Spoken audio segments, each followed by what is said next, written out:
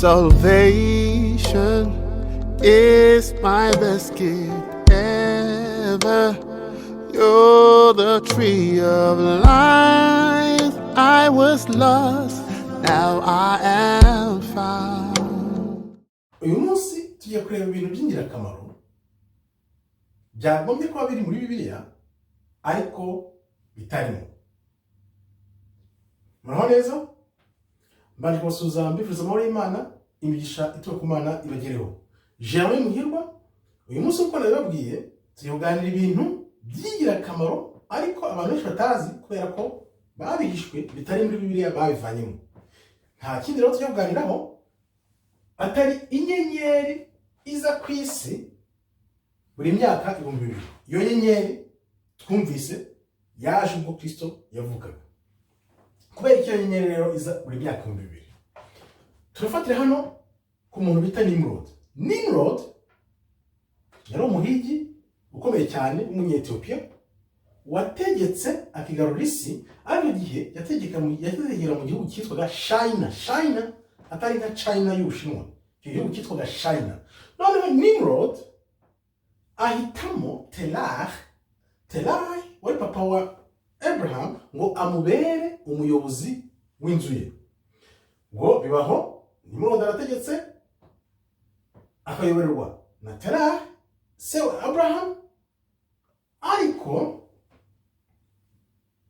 ari nabwo yagize ate yategetse abantu ngo bamwubakire umunara bagere mu ijuru. Nicyo kintu abanishwa mwumvikira biri muri Bibiliya.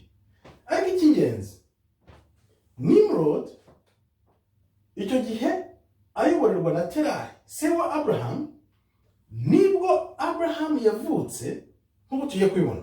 Ariko mbere yuko tugerayo, urabona dufite Nimrod batubwira ko yavuga mu gihugu cya Ethiopia. Terah nimba ari se wa Abraham, ubwo ni nkaho twambara nk'ubwoko bwa Israel. Gusa icyo gihe bari bataratangiye kwitwa za Israel cyangwa nk'uko tubizi. Hano rero dufite Nimrod na Terah, tukagira Ebed-Melech na Jeremiah. Nimrod yari mu Ethiopia, Ebed-Melech yari mu Ethiopia, Terah twamufataho muri Israel na Jeremiah Israel. Noneho tukareba tuti Ethiopia na Israel bihurira he? Wibuke ko Imana ibaza ba Israel muri Bibiliya ngese ntawo mumeze nk'aba Ethiopia, nkuko namwe bakunze nk'aba Ethiopia. Bivuze ngo rero niba umu Ethiopia hano yarakoresha mu Israel, umu Ethiopia hano akarokora umu Israel, uribo cyaje Jeremiah bamunaga mu cyo bagiye kumwica, yavanyemo na Ebed-Melech mu Ethiopia. Bivuze ngo rero Israel na Ethiopia byabamye bigendana gutya, kandi urebye cyangwa nuko tubizi twebwe cyangwa abatabizi ntabwo nzi ko mubizi, Ethiopia hariya haniri na Israel ahiri. Ni ukuvuga ngo Israel burya ni ubutaka bwa Afurika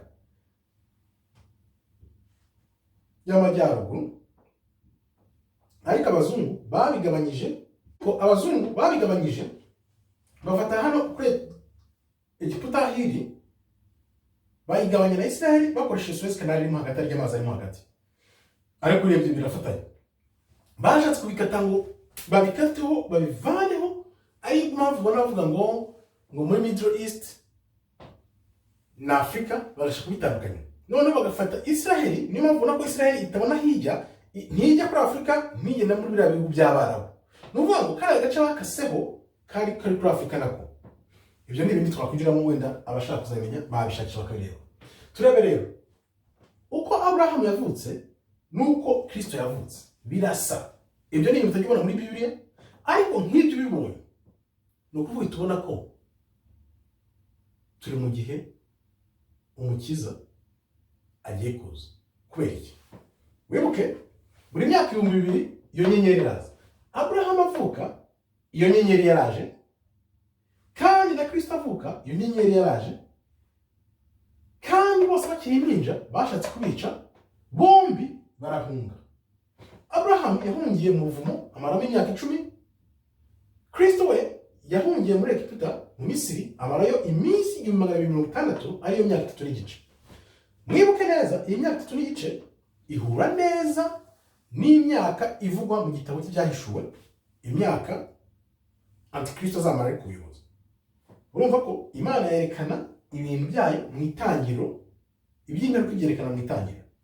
So noneho rero ni iki kinyemeza ko Kristo n'umuhari bugufi agiye kuza? Tuzi ko hari Adamu, hakaza Abraham, hakaza Kristo avuka nk'umwana, noneho hakazaza nanone Kristo nk'intare ubwo azagaruka kubwa kabiri. Maho hagati buri myaka iri hagati ya umuntu n'undi ni 2000. Ariko ni ikinyemeza ko Kristo ari hafi kuza. Wibuke batubwiye ko hari imyaka 30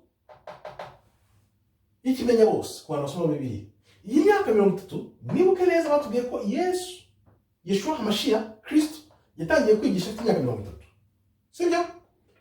Uvuga ngo yarakuze nk'abandi bose akigeze imyaka 30 nibwo yamenyekanye. Kuri nge bimbwira ko imyaka 2000 ukongeraho imyaka 30 hari ikintu gikomeye cyane Imana ikora igitangaza. Ari byo binyemeza biti turi mu 2022, ariko subiza amaso nyuma urebe mu 2000 ko byagenze. Buri muntu wese aravuga ngo isi irarangiye, isi irashize, isi irashize. Buriya kuko ikoranabuhanga ryari ritarasakara, hashobora kuba harabaye ikintu gikomeye Imana yakoze mu myaka 2000. Noneho wibuka ko abantu birimo baririmba ngo bagiye kuba agenda 30, agenda 2030. Iyo myaka 2030 twitegura kugeramo, tugenda dusatira, ngiye mpamya neza ko turebye neza dushobora gusanga n'umukiza wacu yaraje tutabizi. Noneho muri 2030 akaba ari ibintu byose bizasakara, akaba ariyo mpamvu ubona hari ingufu zikomeye abantu bashyira mu bintu kugira ngo isi bagihindure, none tuzajya kugira muri uwo mwaka ibintu byarahindutse. Aho hantu hatekereze neza, nzi neza ko nawe urasangamo akantu. Murakoze rero, Imana ikomeze ibarinde. Shalom, shalom, shalom.